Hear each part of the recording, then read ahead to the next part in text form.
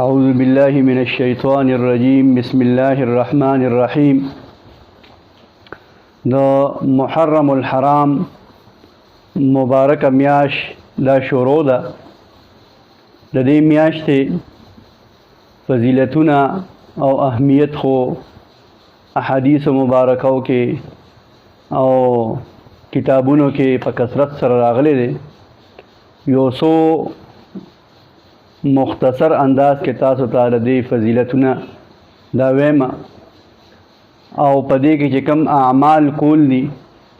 د هغه اعمالو وضاحت تاسو ته کوم چې په دې محرم الحرام کې کوم اعمال دا د ډېر فضیلت باعث او ذریعہ دي.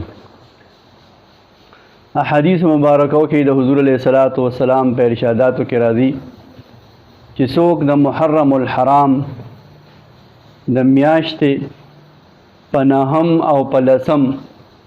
یا په لسم او یولسم د محرم روجه ونیسي نو دا روجه نیول دا مستحب دي په 9 محرم او په 10 محرم یا په 10 او 11 محرم باندې. یا علما لیکي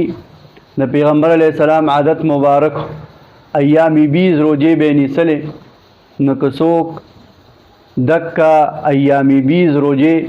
یعنی په میاش کې 3 روجه به پیغمبر علیه السلام مبارک نیسلې نو که څوک دکا روجه په دې محرم کې په 9 10 11 محرم باندې اونیسی نو ډېر زیات چې کوم دی باعث د ثواب دی. دغه رنګې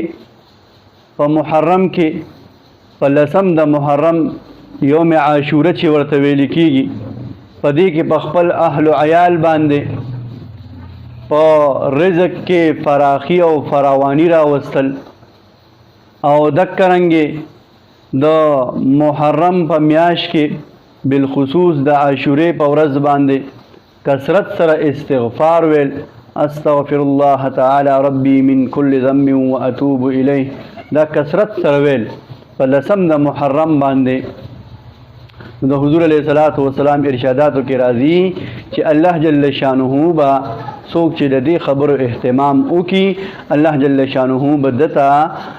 د یو کال ګناهونه چې کوم دینو معاف کړي. څومره غټ فضیلت دی د یو کال ګناهونه به الله جل شانه په دې 3 کارونو باندې معاف کړي. په لسم د محرم باندې روزه ونیسي، په لسم د محرم باندې په خپل اهل و عیال باندې په خوراک اسکاک کې فراوانی وکړي د او دکه رنګې چې کوم دی نو د توبې او استغفار کثرت وکړي نو الله جل شانه به د دې په برکت او د دې په توفیل دته چې کوم دی د یو کال ګناهونه دا معاف کړي.